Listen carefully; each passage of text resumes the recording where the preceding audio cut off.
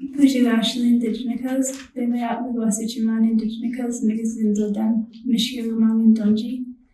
Good morning, or I guess good afternoon now, chiefs and proxies and delegates, and elders, youth and women's councils, as well as all the observers that are here, and the NAN staff, of course, too.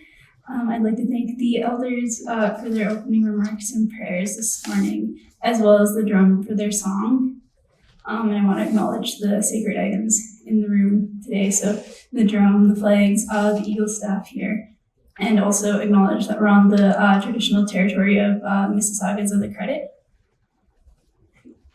A lot of you already know me from when I was on the Oshkosh Sub Council, or maybe know me from being part of the AFN class action.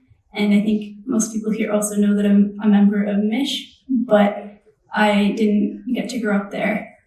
I'm really glad that Adam mentioned earlier today that the teaching that why we share where we come from when we introduce ourselves, because I think that's really relevant to what I'm sharing today.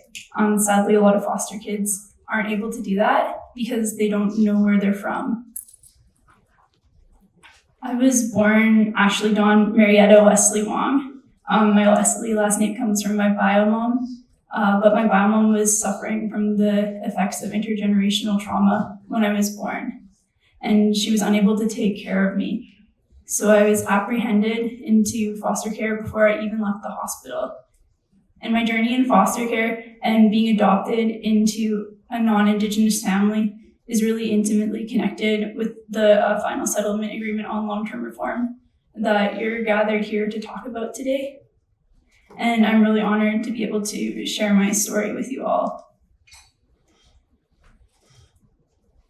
For me, the colonial child welfare system did exactly what it was designed to do. It removed me from my community, from my culture, from my language, and from my homelands. And it discouraged me from finding my home fire and finding my identity as a Anishinaabe. And when I was apprehended at birth, I was placed with a non-Indigenous foster family in Langley, BC. And they later adopted me when I was 5. The system placed me in a closed adoption so that I wouldn't have contact with my bio family or community.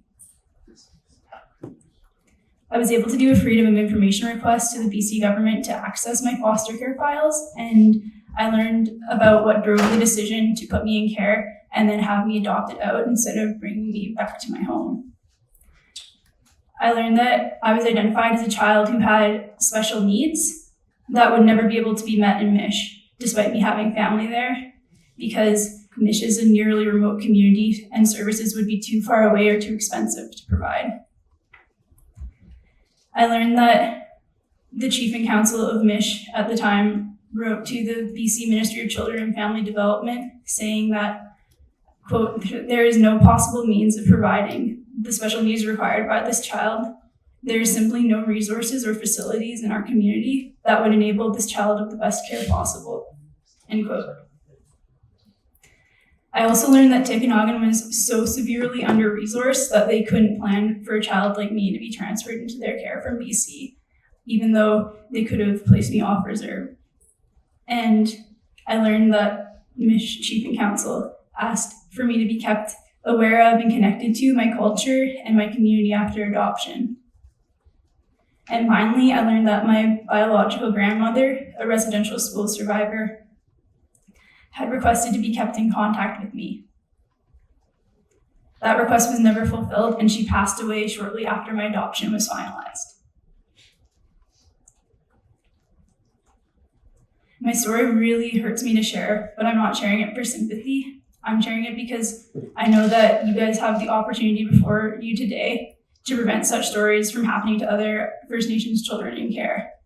And I'm sharing because those First Nations children in care right now or at risk of being in care need action.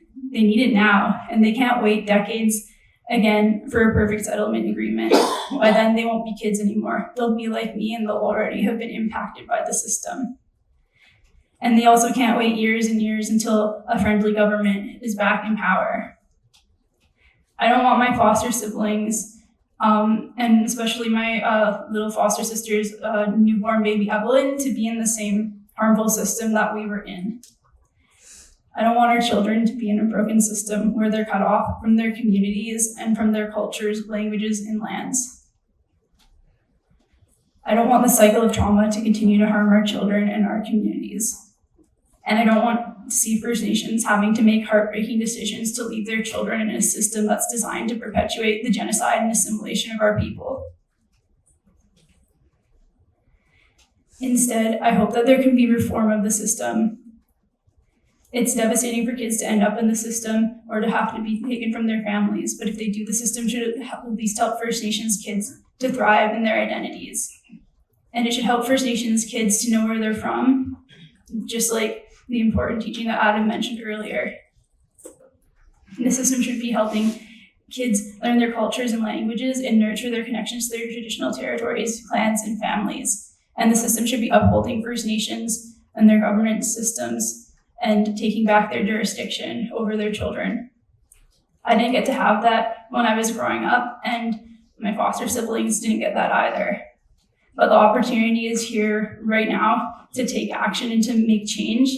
And while it will take time, it can happen. And I know that you, the chiefs, and all those involved, your technicians, community members, your advisors, elders, the parents in your communities, and the children in your communities too who have been impacted will be involved and will make the best choice for your communities and for your people, for our people.